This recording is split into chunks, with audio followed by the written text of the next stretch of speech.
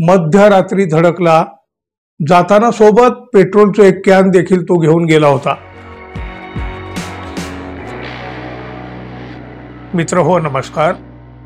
मोठी मोठी आश्वासनं देऊन वेगवेगळ्या पक्षाची सरकार येतात, एकदा सत्तेत बसलं की मग त्यांना जनतेची आठवण येत नसते, त्यांना मतदारांची आठवण येत नसते आणि आपण दिलेली आश्वासनंही त्यांच्या लक्षात राहत नाहीत, कारण ती फक्त निवडणूक जिंकण्यासाठीच दिलेली असतात ना। सरकार बदलत राहतं, पण सामान्य माणूस आणि शेतकरी यांचा कधीही विचार केला जात नाही, फक्त निवडणुकीपुरतं शेतकरी आठवत राहतो। निवडणुकीच्या प्रचारामध्ये शेतकऱ्यांचा मोठा कळवळा दाखवला जातो, पण तो तेवढ्या पुरताच असतो, निवडणूक जिंकण्यापुरताच असतो। मागच्या विधानसभा निवडणुकीत महायुतीने सुद्धा शेतकऱ्यांच्या कर्जमाफीच्या मोठ्या गप्पा मारल्या होत्या। शेतकरी आशेवर बसले आणि महायुती सत्तेत आली की त्यांनी हात वर केले। सगळी सोंग आणता येतात, पण पैशाचं सोंग आणता येत नाही, असे उदात्त विचार या सरकारला सुचले सत्तेत बसल्यावर, निवडणूक संपल्यावर, आणि झालं, शेतकरी पुन्हा वाऱ्यावर। नुकतीच अतिवृष्टी झाली, नेहमीप्रमाणे मंत्र्यांनी अतिवृष्टीच्या झालेल्या नुकसानीचं पाहणीचं नाटक केलं, अधिकाऱ्यांनी पंचनाम्याचे सोपस्कार पार पाडले, बस संपली सरकारची जबाबदारी। शेतकरी शोषक आहे हो, पण सहन करण्याला सुद्धा काही मर्यादा असू शकते। कधीतरी त्याची ही सहनशीलता संपू शकते, आणि आज नेमकी त्याचीच सुरुवात झाली की काय असा प्रश्न पडायचं। कारण म्हणजे एका शेतकऱ्यानं थेट भाजपाच्या आमदाराचा बंगलाच पेटवून देण्याचा प्रयत्न केला। संग्रामपूर तालुक्यातील बावनबेर इथले शेतकरी विशाल मोरोड यांनी शुक्रवारच्या मध्यरात्री एकच खळबळ उडवून दिली। अतिवृष्टीमुळे या शेतकऱ्याचं मोठं नुकसान झालेलं आहे, पण त्याला सरकारकडून ना नुकसान भरपाई मिळाली ना कसला मोबदला। वैतागलेल्या या शेतकऱ्यानं अखेर नको तो निर्णय घेतला।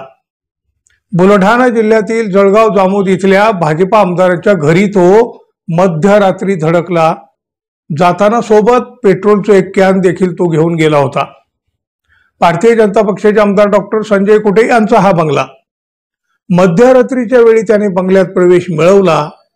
अतिवृष्टीमुळे माझ्या शेतीचं मोठं नुकसान झालं आहे, पण मला कसलाच मोबदला मिळत नाही, त्यामुळं मी आमदाराचा बंगला जाळून टाकणार आहे, असं म्हणत तो थेट बंगल्याच्या प्रवेशद्वाराकडे निघाला। बघा, या वेळेला आमदार संजय कुटे सुद्धा या बंगल्यामध्ये उपस्थित होते। त्यांच्या स्वीय सहायकांनी या शेतकऱ्याला रोखण्याचा प्रयत्न केला। शेतकऱ्याच्या हातात पेट्रोलचं कॅन होतं आणि तो आमदारांचा बंगला जाळण्याचा प्रयत्न करीत होता। या सगळ्या घटनेमुळं आमदारांच्या बंगल्यावर मध्यरात्री मोठी खळबळ उडाली। आमदारांच्या पीएनं ताबडतोब पोलिसांशी संपर्क केला। नंतर या शेतकऱ्याला पोलिसांच्याही ताब्यात देण्यात आलं। अर्थातच पोलिसांनी या शेतकऱ्याच्या विरोधामध्ये गुन्हा देखील दाखल केला। शेतकऱ्यानं उचललेलं हे पाऊल नक्कीच चुकीचं आहे, पण एका शेतकऱ्यावर ही वेळ का आली याचाही तितक्याच गांभीर्यानं विचार व्हायला हवा। अहो, शेतकरी हा जगाचा पोशिंदा आहे, पण त्याला त्याचंच पोट भरणं कठीण झालेलं आहे। शेतकऱ्यांच्या बाबतीत सरकारची उदासीनता तर कायमच असते। निवडणुकीपुरतं फक्त शेतकऱ्यांच्या तोंडाला पानं पुसली जातात आणि पुन्हा चक्क फसवलं जातं। अहो, बच्चू कडू सारख्या नेत्याला शेतकऱ्यांच्या प्रश्नासाठी 7 दिवस उपोषण करावं लागतं या महाराष्ट्रात, आणि म्हणे हे शेतकऱ्यांचं सरकार। सामान्य शेतकरी रोज वेगवेगळ्या अडचणींचा सामना करीत जगत आहे, आपलं आयुष्य संपवण्याचा प्रयत्न करीत आहे, म्हणे शेतकऱ्यांचं सरकार। म्हणून आपली पाठ थोपटून घेणारं सुद्धा हे सरकार, आम्हाला शेतकऱ्याचा कळवळा आहे असं सांगणारं हे सरकार, हे सगळं उघड्या डोळ्यांनी पाहत आहे। शेतकरी संयमी आहे, शोषिक आहे, म्हणून हे सगळं सुरू आहे। त्यानं जर कायदा हातात घ्यायचं ठरवलं तर त्यांना अडवणं सरकारला कठीण जाईल, कठीण। विशाल मोरोड या शेतकऱ्यानं आमदाराचा बंगला जाळण्याचा प्रयत्न केला। बळीराजाच्या असंतोषाची ही सुरुवात तर नाही ना? तुम्ही काय म्हणाल मित्रांनो, जरूर सांगा। धन्यवाद, पुन्हा भेटू, तोपर्यंत नमस्कार।